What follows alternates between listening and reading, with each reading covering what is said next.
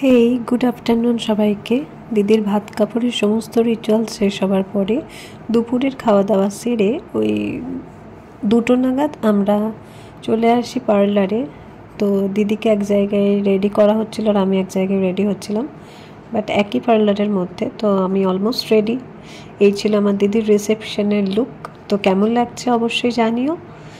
তো একটু ওই ক্যাট মেরে নানান রকম পোজে ভিডিও বানাচ্ছিলাম, নিজেকে কেমন লাগছিল দেখছিলাম, এই আর কি। দেন তারপরে আমরা সবাই ব্যাক করে আসি রিসর্টে, যেখানে লজে, যেখানে দিদির রিসেপশনের আয়োজন হয়েছিল। আর এই ছিল আজকে আমার দিদি দাদা ভাইয়ের লুক। আমার দিদিকে তো পুরো একদম সরস্বতী ঠাকুরের মতো লাগছিল, খুব সুন্দর লাগছিল। আর এই ছিল ফুল ডেকোরেশন। দাদা ভাইদের বাড়িতে রিসেপশনের দিনের যে ডেকোরেশনটা ছিল আর আমাদের বাড়িতে বিয়ের দিন যে ডেকোরেশনটা ছিল, দুটো পুরো ভেরিয়াস টাইপস অফ। আর দিদি সিংহাসনের ওখানে বসার পর থেকে গেস্টরা সব আসতে শুরু করে দিয়েছিল। আর এই স্টলের মধ্যে ছিল বেনারসি পান, তাছাড়াও অনেক কিছু ছিল, যেমন হচ্ছে তোমার সুইট কর্ন ছিল, সুইট কর্নের চাট ছিল, তারপরে ছিল পনির চিকেন কাবাব ছিল।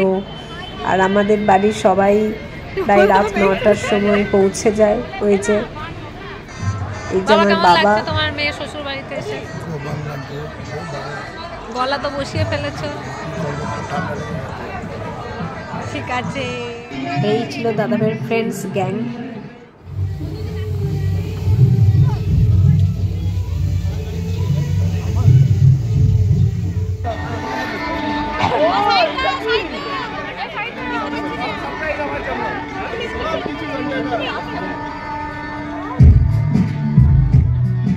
আমি এটা একটু ভিডিও করবো।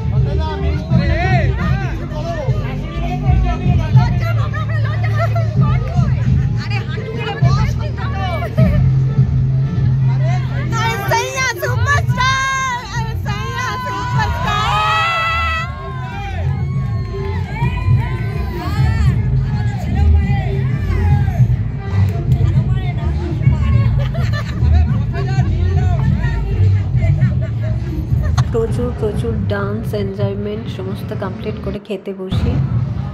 বাবা, আমি, মা তিনজনে একসাথে বসেছিলাম। তো এই ছিল আজ দিদির রিসেপশনের ব্লগ, মিনি ব্লগ। তোমাদের কেমন লাগলো অবশ্যই জানিও। ভালো লাগলে লাইক করো, কমেন্টস করো। টাটা।